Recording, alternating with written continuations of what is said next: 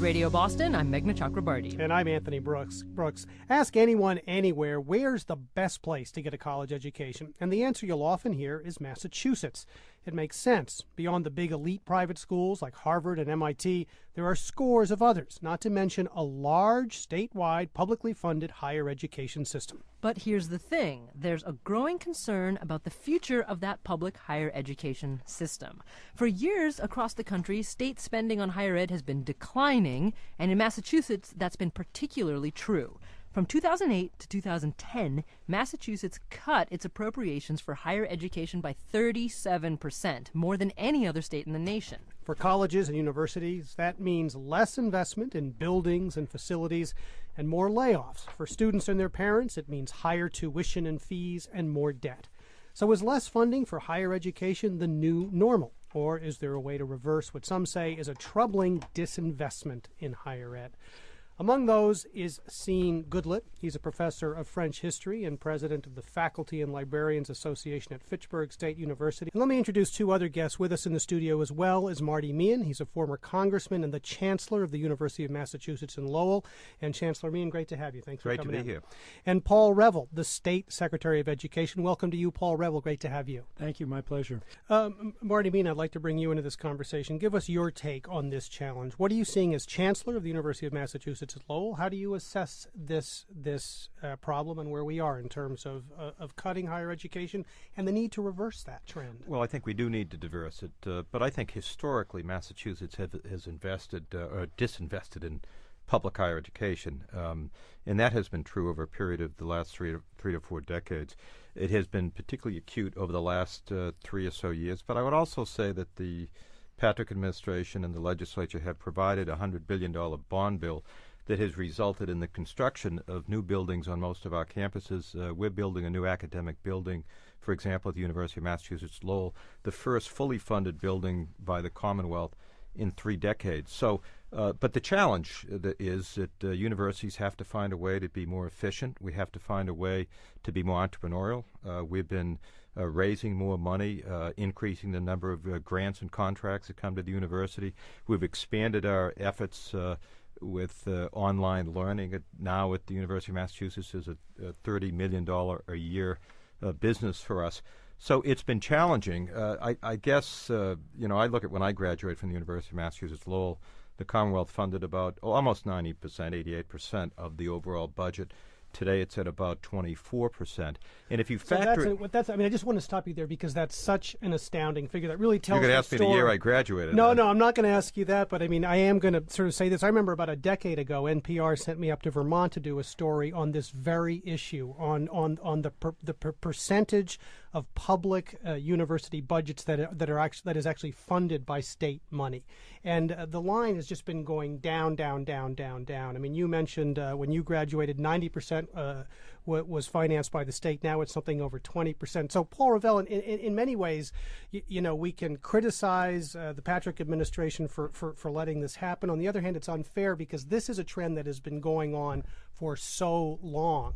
So I guess what do we do? What do we do to reverse it? And I realize we're asking you to sort of push a rock uphill here, but something's got to be done because we know where this goes. Look at California, look at Nevada, look at states like that, right? Well, I mean, we're working hard. Marty mentioned the capital bond bill, the biggest one in the history of the Commonwealth. I was just reading getting some facts and figures from the Chronicle of Higher Education. UMass-Amherst, in-state tuition, fees, room and board among the highest in the nation for a flagship university. UMass-Dartmouth costs more than the University of Virginia. UMass-Lowell, Marty Meehan, more expensive than Ohio State. I don't want to run down these schools because I know they're good, but I think in light of those statistics, can we ask, are Massachusetts students getting the bang for their buck? Well, first of all, let me say, if you factor in inflation over a period of the last 3 decades, that is, factor in inflation and then look at the cost of a public higher education in Massachusetts, it actually hasn't gone up. What has happened in Massachusetts is who pays for it has shifted from the Commonwealth of Massachusetts to students. So that's what's actually happened. Yeah.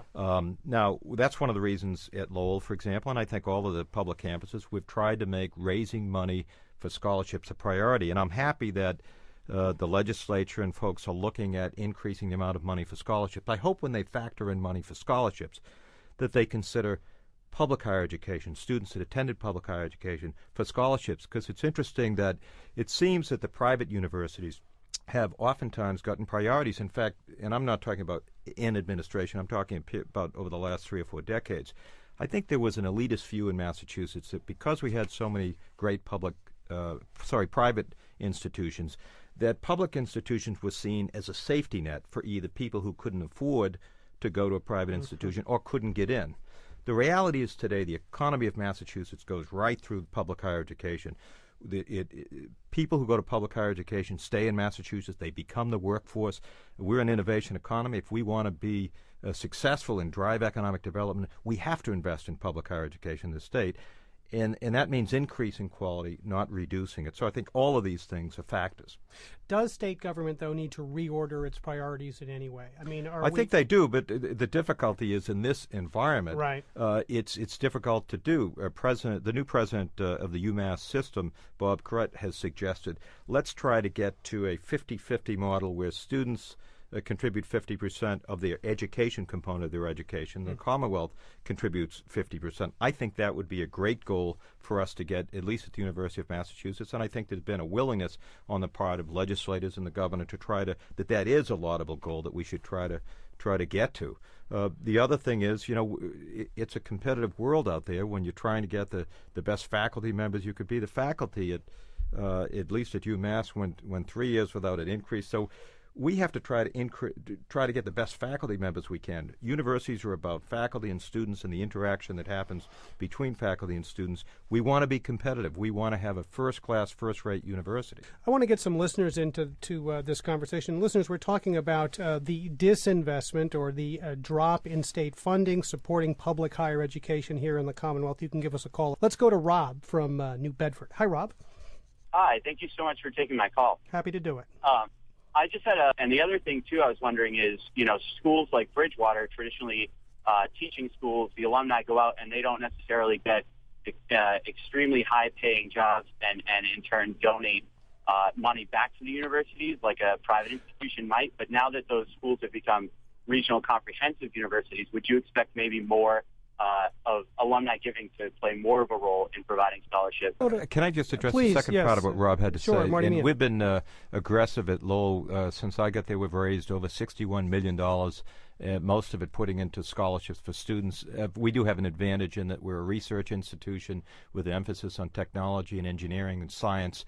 But one of the reasons why I talk about the lack of funding for higher education is in order to induce more alumni to contribute, because I think sometimes alumni think we're 100% funded by the state.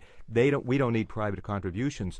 So oftentimes I'm trying to reinforce the message so that alumni who have done well will make contributions to the university or to the state universities. Marty Meehan, I want to come back to you with this final question. I made brief mention of some other states where this crisis is a lot more serious. California is turning people away, for example, from their public institutions of higher learning. A big crisis in Nevada where it's even worse.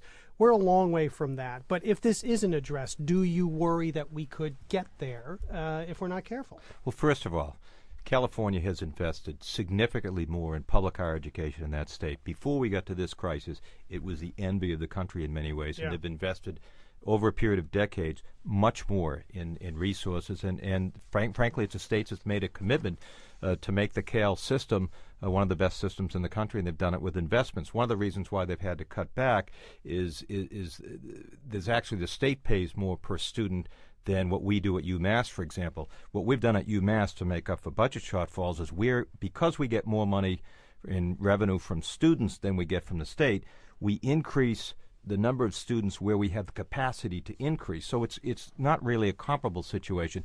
I trust and hope, and I read economic indicators, that we're going to get into better economic times, and the state will make the commitment that I know it wants to make to public higher education. That will get us out of this mess by making that kind of a long-term commitment. All right. Well, let's hope you're right. Marty Meehan, Chancellor of the University of Massachusetts at Lowell, thanks so much for coming in. We appreciate your time. Thank you. Stay with us. I'm Anthony Brooks with Meghna Chakrabarty. This is Radio Boston.